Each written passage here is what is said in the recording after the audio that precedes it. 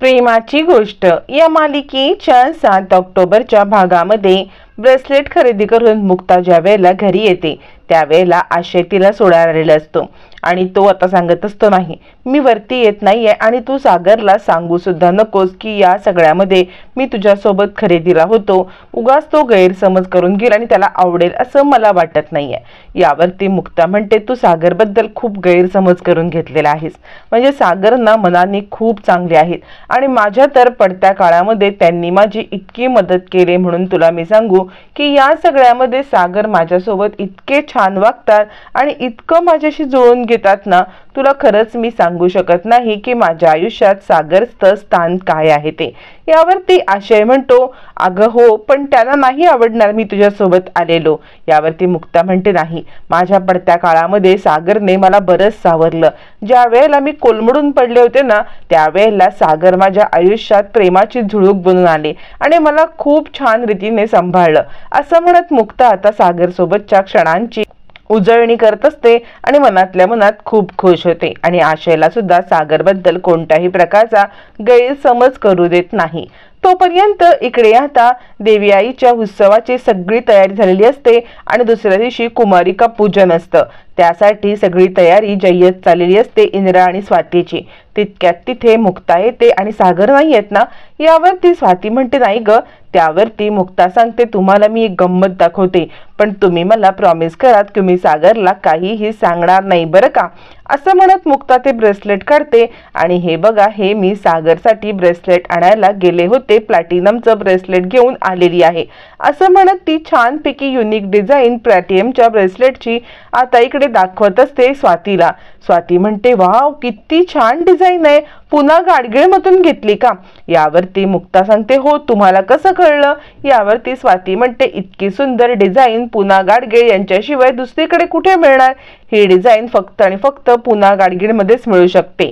यावरती आता मात्र मुक्ता सांगते, हो मम्मी, इथे ना खूप सुंदर सुंदर डिझाईन आल्यात, तर आपण एक काम करूया, आपण सगळ्यांनी मिळून छानपैकी तिकडे आता शॉपिंगसाठी दिवाळीच्या जाऊया, खूप सुंदर सुंदर व्हरायटी आहेत। यावरती इंद्रा सांगते, हो, सागरच्या पप्पांना येऊ दे, एकदा का आले ना का त्यांनाच घेऊन शॉपिंगला जाते, भरपूर सारी सोन्याची शॉपिंग करून येते। यावरती मुक्ता म्हणते, हो, सुंदर सुंदर डिझाईन आहेत, पण मम्मी तुम्हाला ही गोष्ट माहिती आहे ना, हे सागरला सांगायचं नाहीये, ते हे सागर पासून लपवून ठेवायचं आहे बरं का, म्हणजे आता हे सागरसाठी सरप्राईज आहे, नाहीतर पटकन तुमच्या तोंडून सागरसाठी मी हे आणले हे निघून जाईल। असं म्हणत मुक्ता इकडे स्वाती आणि आता इंद्रा या तिघींची थट्टा मस्करी चालू असते। तेवढ्यात सागर येतो आणि सागर आल्यामुळे मग तिघी जणी आपला विषय बंद करतात आणि आता सागरला समजायला नको म्हणून मुक्ता ते जे शॉपिंग आणलेलं असते बॅग ती मागे लपवते। सागर ही पाहतो आणि तो विचार करतो, अच्छा, म्हणजे आशयसाठी जे गिफ्ट आणलेलं आहे त्या गिफ्टचं कौतुक सोहळा चालू आहे तर। असं म्हणत सागर जरा जास्त चिडलेला असतो आणि मुक्ता तो ती बॅग मागे लपवते। तोपर्यंत इकडे आता स्वाती म्हणते, दादूस तुला गरमागरम कॉफी देऊ का? यावरती इंद्रा म्हणते, सागऱ्या तू बस, मी काहीतरी खायला आणते। सागर म्हणतो, नको मला काही। यावरती स्वाती म्हणते, अरे थोडीशी गरम गरम कॉफी तरी घे। आणि मग आता इकडे स्वाती कॉफी करण्यासाठी गेल्यावरती तिकडे आता इशारा करून मुक्ता दोघींनाही या गोष्टीबद्दल सागरला काही सांगू नका असं सांगण्याचा प्रयत्न करत असताना सागर ते पाहतो आणि सागर म्हणतो, आज कुठे तुम्ही बाहेर गेला होतात का? आता मुक्ता थोडीशी गडबडते, ती स्वातीकडे पाहते, स्वाती तिला इशारा करते, मुक्ता काही सांगू नकोस, आत्ता तरी गप्प बस, जेणेकरून सागरला काही कळायला नको। त्यावरती मुक्ता आता म्हणते, नाही, हो, असं म्हणत मुक्ता त्या सगळ्यासाठी नकार देते आणि सागर विचार करतो, म्हणजे यांना या आशयसोबत गेल्या होत्या हे सांगायचं नाहीये तर, आणि सागरला जरा रागच येतो। त्यावरती आता मात्र तो मुक्तावरती खूपच चिडलेला असतो, मुक्ता काही त्याला बोलणार तितक्यात सागर रागारागात निघून जातो। सागर निघून गेल्यावरती मुक्ता विचार करते, या सगळ्या कोमल आणि आरतीच्या सिच्युएशनमुळे सागर जरा जास्तच चिडलेले आहेत, बरं झालं त्यांना आज मी सरप्राईज बद्दल काही सांगितलेलं नाही, ते कशा पद्धतीने रिॲक्ट झाले असते माहित नाहीये, सध्या तरी त्यांना काही न सांगणं हेच उत्तम। असं म्हणत मुक्ता आता या सगळ्यामध्ये सागरला काहीच सांगत नाही आणि ती योग्य त्या वेळेची वाट पाहत बसते। दुसऱ्या दिवशी असतं कन्यापूजन। कन्यापूजनासाठी आता सगळेजण छान तयार झालेले असतात आणि आता स्वाती, इंद्रा, मुक्ता सगळेजण जय्यत तयारी करत असतात। तेवढ्यात आता मुलींना देण्यासाठी छान छान गिफ्ट घेऊन लकी येतो आणि मम्मी तुझी खरेदी करायला सांगितली होतीस ती सगळी खरेदी मी करून आले असं म्हणतो। त्यावरती इंद्रा म्हणते अरे माझ्यासाठी नाही काय, आज कुमारिकांचं पूजन आहे ना, त्या पूजनासाठी त्या कुमारिकांना देण्यासाठी छान छान वस्तू आणलेल्या आहेत असं म्हटल्यावरती लकी त्या वस्तू ठेवतो। मग कोमल इकडे कुमारिकांसाठी छानपैकी पाट मांडते आणि सगळेजण कुमारिकांची वाट पाहत बसतात। आता इकडे सई तिच्या सगळ्या मैत्रिणींना बोलवायला गेलेली असते आणि कुमारिका पूजनची सगळी तयारी चालू असते। मग मुक्ता आता सगळी तयारी इंद्राला दाखवते आणि मम्मी याच्यामध्ये अजून काही राहिलं नाही ना, अजून कोणत्या गोष्टीची कमतरता तर नाहीये ना असं म्हणत ते इंद्राला सगळी तयारी दाखवते। इंद्रा ते पाहते आणि म्हणते नाही नाही सगळी तयारी अगदी जय्यत झालेली आहे असं म्हणत इंद्रा असताना इकडे आता सगळ्यांना घेऊन इकडे सई येते आणि सईच्या मैत्रिणी आलेल्या असतात। त्यावरती मुक्ता म्हणते मम्मी आल्या बघा का आपल्या कुमारिका, आणि मग त्यांना बसण्यासाठी कोमल सांगते। कोमल सगळ्यांना छानपैकी जे आसन मांडलेलं असतं त्या आसनावरती बसायला सांगते। सगळ्या जणी आसनावरती बसतात पण त्यावेळेला सईला जागा राहत नाही आणि त्यावेळेला इंद्रा म्हणते काय ग किती मैत्रिणींना बोलवलंस तुझ्या, म्हणजे सगळ्या तर खुर्च्या भरूनच गेल्या आपल्या। यावरती सई म्हणते मला मुक्ताईने सांगितलेलं की 9 कुमारिकांचं पूजन आहे म्हणून मी माझ्या 9 फ्रेंडला बोलवल्या। यावरती सई म्हणते हो ग मी खरंच मला मुक्ताई बोलली होती। यावरती मुक्ता म्हणते हो ग बाई हो मी 9च मुली बोलले होते पण आमच्या 2 कुमारिका कुठे जाणार, आमच्या 2 देवी कुठे जाणार असं म्हणत मुक्ता आता सईला या सगळ्यामध्ये आता विचारते की बोल आमच्या देवी कुठे जाणार। त्यावरती सई सांगते अगं म्हणजे कोण। त्यावरती मुक्ता म्हणते अगं तू आणि आता आपली छोटी जुई या दोघींना पण बसायला पाहिजे की नाही बैठक। यावरती स्वाती म्हणते थांब मुक्ता त्याची काही गरज नाहीये, खरं सांगू तर सई छानपैकी झोपलेली आहे, म्हणजे जुई छानपैकी झोपलेली आहे, आपण सईसाठी एक वेगळा पाठ मांडूया असं म्हटल्यावरती कोमलला इंद्रा सांगते जा कोमल एक छानपैकी पाठ आण बरं आपल्या सई माऊसाठी। असं म्हणत सईसाठी एक छान पाठ आणला जातो आणि जुई झोपली असल्यामुळे 10 कुमारिकांचं पूजन करायचं ठरतं। मग कोमल एक छानपैकी पाठ आणते, त्याच्यावरती वेलवेटचं कापड अंथरते आणि सेम टू सेम नवीन कुमारिकांना 9 कुमारिकांना जी काही बैठक केली तशी बैठक 10व्या कुमारिकेला म्हणजे सईला करते। मग सई बसते, यथासांग कुमारिकांचं पूजन होतं। मुक्ता सगळ्यांना ओवाळते, टिळा लावते, छान छान गिफ्ट दिले जातात, त्यांचे पाय धुतले जातात, पायाला हळदी कुंकुम लावलं जातं, सगळ्यांना वाण दिलं जातं, सगळं सागर संगीत चालू असतं। कुमारिकांसाठी खूप छान पद्धतीने गिफ्ट आणलेले असतात, छान छान रुमाल, छान छान वस्तू, हे सगळं कुमारिकांना दिलं जात असताना सगळेजण खूप खुश होतात आणि आता त्यांना पेढा लाडू त्यांना आता गजरा फुलं हे सगळं देत असताना इंद्रा आता सगळ्यांना गिफ्ट पण देते। आणलेलं एक एक गिफ्ट त्यांना देऊन मग त्यांच्या पाया पडते। यावरती सई म्हणते काय गा जी तू तर आमच्या सगळ्यांपेक्षा मोठी आहेस, तुला तर सगळे पाया पडतात, मग तू का आमच्या पाया पडत आहेस। यावरती इंद्रा म्हणते अगं आजच्या दिवसाला तुमच्या पाया पडायचं असतं, पण सईला उत्सुकता असते की का पडायचं असतं पाया, असं काय आम्ही केले की तुम्ही आमच्या पाया पडणार असं म्हणत सई आता विचारायला लागते। मग आता इंद्रा म्हणते सांग बाई मुक्ता तुझ्याच मुलीला तूच सांग समजावून। मग आता मुक्ता सांगते कसं आहे ना आजच्या दिवसाला तुमच्या पाया पडायला लागतं ग, तुम्ही सगळ्या देवतांची रूप आहात ना, तुम्ही सगळ्या देवतांची रूप आहात म्हणजे आता तुमच्यामध्ये आम्हाला देवी आईचं रूप दिसतं, म्हणजे एरवी सुद्धा तुम्ही देवी आईच आहात, पण आजच्या दिवसाला तुमचा मान आहे तो, त्यामुळे आम्ही सगळ्यांनी तुमच्या पाया पडायचं असं असतं। यावरती आता छोट्या सईला प्रश्न खूपच पडतात। सई म्हणते पण का आज आम्ही देवी का, आम्ही असं काय केलं की ज्याच्यामुळे आमचं पूजन करायचं आणि आमच्या पाया पडायचं। यावरती मग मात्र इंद्रा आता खूप मोठी गोष्ट सांगायला लागते। इंद्रा सांगायला लागते की ज्या वेळेला इकडे आता आपल्यावरती खूप मोठा संहार किंवा खूप मोठ्या राक्षसांचा ज्या वेळेला संहार चालू होता त्यावेळेला महिषासुर मर्दिनीने खूप मोठा अवतार घेत त्या राक्षसांच्या विरोधात लढा दिला होता आणि हा लढा बरेच दिवस चालू होता। हा लढा चालू असताना या लढ्यामध्ये एकटी महिषासुर मधली नव्हती, तिच्यासोबत अनेक बायका आणि अनेक कुमारिका सुद्धा होत्या। त्यामुळे या 9 रात्रीच्या 9 दिवसांमध्ये देवीरूपी असलेल्या बायकांना, देवीरूपी असलेल्या कुमारिकांना आणि आपल्या सगळ्या देवींना पूजन केलं जातं आणि त्यातलंच हे कुमारिका पूजन। कारण त्या लढ्यामध्ये राक्षसांचा संहार करण्यासाठी महिषासुर मर्दिनीने अशा कुमारिकांची मदत घेतली होती आणि त्याच कुमारिकांचं प्रतीक म्हणून तुम्हाला आज पूजलं जातं आणि तुम्हाला या सगळ्यामध्ये छान छान गिफ्ट मिळतात आणि तुमच्या पाया पडून आम्ही तुमचे आशीर्वाद घेतो असं म्हणत आता इकडे सगळी गोष्ट आता सांगायला लागते इंद्रा आणि इंद्रा ही गोष्ट सांगते आणि सगळ्याजणी खूप खुश होतात। मग इंद्रा सगळ्यांना वाण देते, त्यांच्या पाया पडते। इकडे सावनी हा सगळा ड्रामा पाहत असते आणि आता कुमारिकांचं पूजन पूर्ण होतं। घरामध्ये खूप मंगलमय वातावरण असतं। कुमारिका पूजन झाल्यावरती आता आरतीची तयारी जय्यत सुरू होते। आरतीचा आता पहिला मान मुक्ताला असतो। छानपैकी मुक्ता आता आरती करायला लागते। आरती करताना मुक्ता आता एकच मागणं मागते की सागरचं आणि माझं नातं हे असंच टिकून राहू दे। सागरच्या मनामध्ये ज्या काही कोणत्या गोष्टी आता त्याला त्रास देतात त्या गोष्टींचा तू संहार कर। म्हणजे आता सागरना अवॉर्ड मिळालं हे सुद्धा तुझ्या कृपेमुळे शक्य आहे। तुझी कृपा सागरवरती असल्यामुळे त्यांना अवॉर्ड मिळाले आणि त्याचबरोबर त्यांना अवॉर्ड मिळाले तशीच आमच्या घरावरती कृपादृष्टी, माझ्या मुलांवरती कृपादृष्टी तू तशीच ठेवशील असं म्हणत मुक्ता प्रार्थना करत असते आणि आता आईकडे घरासाठी सुख, समृद्धी, ऐश्वर्य मागत असते।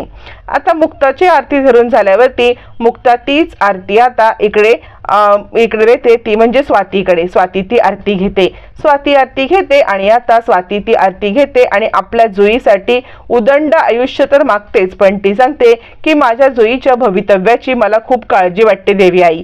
म्हणजे हे माझ्या नवऱ्याचं हे असं झाल्यामुळे जुईच्या भवितव्यात काय लिहिलंय मला माहित नाहीये, पण मला माहिती आहे जुईचं भवितव्य तू खूप चांगलं लिहिणार आहेस आणि तिच्या आयुष्यात आनंदी आनंद येणार आहे। माझ्या जुईची सगळी जबाबदारी तूच घेतलेली आहेस असं मी समजते असं म्हणत आता इकडे स्वाती आपल्या जुईसाठी उदंड आयुष्य आणि उज्ज्वल भविष्य मागते। त्यानंतर लकी आरती धरायला येतो। लकी ज्या वेळेला आरती धरायला येतो तो सुद्धा देवी आईची मनोभावे प्रार्थना करतो आणि आई एकविरे मला माहिती आहे माझ्या आयुष्यात मी आतापर्यंत खूप काही चुका केलेल्या आहेत आणि या चुका माझ्या आयुष्यातून झालेल्या आहेत, त्या आयुष्यातील चुका मी मान्य करतो, त्याची मी माफी मागतो। पण हे जे संकट माझ्यावरती ओढवलेलं आहे या संकटातून तूच मला बाहेर काढ, या संकटातून सुखरूप बाहेर काढ, पुन्हा मी कोणत्याही प्रकारची चूक करणार नाही असं म्हणत लकी आपल्या मनातली इच्छा मागतो। प्रत्येक जण आपल्या मनातली इच्छा आई एकविरेकडे मागत असताना इंद्रा येते। इंद्रा सुद्धा आरती धरते आणि ती सांगते मांज्यासाठी तू जे काही आतापर्यंत केलंस ना ते खूप आहे, पण तरी सुद्धा मांज्या सगळ्या मुलांना सुखात ठेव, माझ्या मुलांवरती कोणतेही संकट येऊ देऊ नकोस, माझ्या कुटुंबाला अशीच एकत्र ठेव, कोणत्याही प्रकारे दुरावे होऊ देऊ नकोस आणि माझ्या कुटुंबावरती सतत अशी कृपादृष्टी ठेव तुझी एकवीर आई असं म्हणत इंद्रा प्रार्थना करत असते। इंद्राची प्रार्थना करून झाल्यावरती मग मात्र सागर येतो। सागर येऊन आता इकडे देवी आईची आरती धरतो आणि तो सांगतो खरं सांगू तर माझ्या आयुष्यामध्ये मुक्ता आल्यापासून माझं आयुष्य एका सुकर वळणावरती आलेलं आहे। म्हणजे माझ्या आयुष्यात मुक्ताचं येणं हे खूप चांगलं लक्षण आहे आणि त्यासाठी मुक्ताला माझ्या आयुष्यामध्ये आणण्यासाठी धन्यवाद। पण मला का कोणास ठाऊक अशी एक सारखी भीती वाटते की मुक्ता जर का माझ्या आयुष्यातून निघून गेली तर आता मी जगू शकणार नाही, कारण मुक्ता हेच माझं जग आहे, मी मुक्ताच्या शिवाय जगू शकत नाही। मी मुक्तावरती आता प्रेम करायला लागलोय, पण मला सारखी रोखरोख लागून राहते की मुक्ता माझ्या आयुष्यातून निघून जाईल का, तर मुक्ता निघून गेली तर माझं आयुष्य अपूर्ण आहे, मी मुक्ताला माझ्या आयुष्यातून गमावू शकत नाही, मुक्ता कायम माझ्या सोबतच असली पाहिजे असं म्हणत सागर मुक्तासाठी प्रार्थना करतो। इकडे सगळेजण जिथे चांगली प्रार्थना करतात तिथे कोणीतरी हवेच ना की वाईट काहीतरी चिंतायला। त्याच वेळेला सावनी सांगते मला दुसरं काही नको देवी आई, मला फक्त एकच सांग की या सगळ्या घरच्यांना अद्दल घडवण्यासाठी मला बळ दे, या सगळ्यांना मी असा धडा शिकवू शकेन ना की ज्याच्यामुळे हे सगळे माझ्या पायाशी येतील, माझी एवढी एकच इच्छा पूर्ण कर, या सगळ्यांना मला अद्दल घडवू दे असं म्हणत सावनी आपल्या कपटी स्वभावानुसार कपटी आपली मागणी मागत असते। प्रत्येक जण आपल्या इच्छेनुसार, आपल्या मतानुसार आणि आपल्या मनानुसार देवी आईकडे काही ना काहीतरी मागत असतं. सगळ्यांची आरती होते, देवी आईची पूजा होते, कुमारिका आपल्या घरी जातात. त्यानंतर मुक्ता आता देवी आईसाठी केलेला प्रसाद सगळ्यांना वाटत असते. सगळ्यांना वाटता वाटता ती लकीला देते आणि मग सागरकडे येते. सागर प्रसाद घ्या असं म्हणत ती सागरला प्रसाद द्यायला एक चमचा पुढे करते, तर सागर त्या चमच्यामधून प्रसाद न घेता डिश मधून थोडासा प्रसाद घेतो, खातो आणि निघून जातो. मुक्ताला हे वियर्ड वाटतं, थोडंसं वाईट वाटतं. इकडे सावनी हे पाहत असते आणि सावनी आता लगेचच टोमणा मारायला मुक्ताला येते. काय मुक्ता, म्हणजेच पहिल्यांदा सागरने तू दिलेला प्रसाद घेतला नाही तर त्या डिश मधला प्रसाद घेतला. नक्की तुमच्यामध्ये काय बिनसलंय असं म्हणत ती मुक्ताला डिवचायचा प्रयत्न करते. त्यावर ती मुक्ता सांगते, कसं आहे ना, तुम्ही ना या सगळ्यामध्ये लक्ष घालू नका. म्हणजे सावनी, तुम्ही या सगळ्यामध्ये जेवढं लक्ष कमी घालाल तेवढंच चांगलं आहे, कारण हा आमच्या नवरा बायकोचा प्रश्न आहे. आम्ही नवरा बायको हा प्रॉब्लेम सॉल्व्ह करू, तुम्ही यात पडू नका असं म्हणत मुक्ता आता सावनीला सडेतोड उत्तर देते आणि आता सावनीला चांगलंच फटकारते. सावनी आता विचार करते, कर मुक्ता कर, ही सगळी अशीच माझीच जादू आहे. सागर तुझ्यापासून लांब राहणार, मला आरतीला भडकवायला पाहिजे, आरती नावाचा निखारा मला तेवत ठेवला पाहिजे, तर आणि तरच माझा हेतू पूर्ण होईल. कारण आरती नावाचा निखारा जर पेटत राहिला तरच तुमच्या घरामध्ये आग धुसमुसत राहील आणि आरती नावाचा निखारा पेटत ठेवण्यासाठी इंधन मलाच टाकायला पाहिजे असं म्हणत इकडे आता कपटी सावनी कपटी तिची कामं करण्यासाठी आरतीचे कान भरण्यासाठी निघून जाते. इकडे आता तोपर्यंत सागरचं अवॉर्डनी आता सगळेजण कौतुक करत असतात. त्याच्या ऑफिसमध्ये त्याला आता सगळ्यांच्या समोर हा अवॉर्ड दिलेला असतो, त्यामुळे त्याचं कौतुक सोहळा चालू असतो. अवॉर्ड मिळाल्यामुळे त्याला आता बुके देत, खरंच सागर तुम्ही या कंपनीसाठी किती मोठे लकी आहात तुम्हाला माहिती आहे का. तुम्हाला या सगळ्यामध्ये अवॉर्ड मिळाल्यामुळे तुमचं जितकं कौतुक आहे, जितकं कौतुक करावं तितकं थोडं असं म्हणत सागरला बुके दिला जातो. त्यावेळेला इकडे काही माणसं आपसात चर्चा करतात. तुला माहितीये का सागर कोळी यांना हा अवॉर्ड कसा मिळाला. हा काही अवॉर्ड त्यांच्या हिमतीवरती त्यांना मिळालेला नाहीये. हा अवॉर्ड आशय देशपांडे आहेत ना, यांच्या एका शिफारसीमुळे मिळालेला आहे. त्यावर दुसरा माणूस म्हणतो, पण आशय देशपांडे यांची शिफारस का करतील. यावरती दुसरा माणूस सांगतो, अरे त्यांच्या बायकोचा मित्र आहे ना तो, त्यामुळे त्यांनी ती शिफारस केली आणि यांना हा अवॉर्ड मिळालाय. हा काही अवॉर्ड त्यांचा स्वतःचा नाहीये असं म्हणत सागरला मुद्दाम डिवचण्याचं काम इकडे चालू असतं. आणि त्याच वेळेला सागरला ते दोघं जण उठतात आणि कॉंग्रॅच्युलेशन करतात. इकडे मागून कडू बोलायचं आणि तोंडावरती गोड बोलायचं अशा प्रकारची ती माणसं असतात.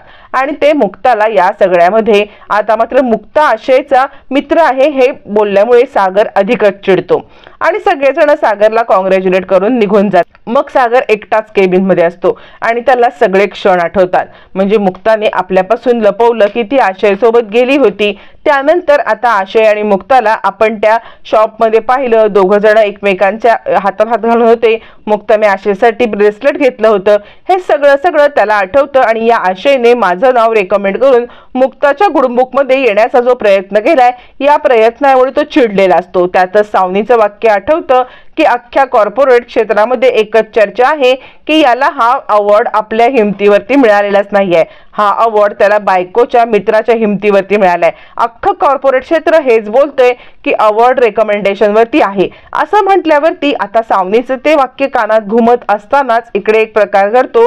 ते म्हणजे आशयचा कॉंग्रॅच्युलेशन करण्यासाठी सागरला कॉल येतो. आशय म्हणतो, हॅलो सागर, तुला अवॉर्ड मिळाला त्यासाठी तुझे खूप खूप अभिनंदन.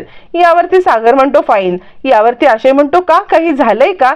यावरती सागर म्हणतो, का काही व्हायला हवं होतं का. यावरती आता इकडे आशय म्हणतो, काय झालंय.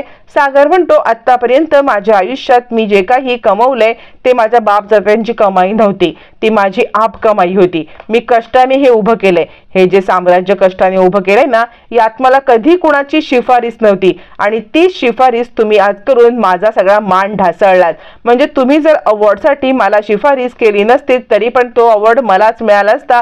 मी तेवढा डिझर्विंग होतो, त्यामुळे तो अवॉर्ड माझ्यापर्यंत झाला असता. मुक्ताला खुश करण्यासाठी किंवा मुक्ताच्या गुडबुक मध्ये येण्यासाठी तुम्ही मला ह्या अवॉर्डसाठी जे रेकमेंड केलं ना, ते मला बिलकुल आवडलेलं नाहीये असं म्हणत सागर आता त्याच्यावरती चिडलेला असतो आणि त्याच्या तोंडाला येईल ते बडबडत लागतो. त्यावरती मग मात्र आशय म्हणतो, तुम्ही डिझर्विंग आहात, त्यासाठी मी तुमचं नाव सजेस्ट केलं. यात काही शिफारस नाही. सागर म्हणतो, पण काय गरज होती? तुम्हाला जर माझं कौतुक करायचं होतं तर घरी यायचं, एकांतात कौतुक करायचं, चार चौघामध्ये हे असं मिरवायची काहीही गरज नव्हती. आज माझा मान तुम्ही वाढवण्यापेक्षा ढासळलात. अख्खीकडे चर्चा चालली की तुम्ही माझं नाव शिफारस केलं. मला या गोष्टीची काहीच गरज नव्हती. मी माझ्या हिमतीवरती अवॉर्ड मिळवेन. असं म्हणत सागर आशयचा फोन कट करतो. आशय विचार करतो, काय माणूस आहे हा? म्हणजे ह्या माणसाला इतका कसला ॲटिट्यूड आहे? आणि मुक्ता सांगते, हा असा आहे आणि तसा आहे. मला खरंच याचा ॲटिट्यूड काय कळतच नाही. असं म्हणत इकडे आता आशय खूपच विचित्रपणे त्याच्या वागण्यामुळे दुखावला जातो.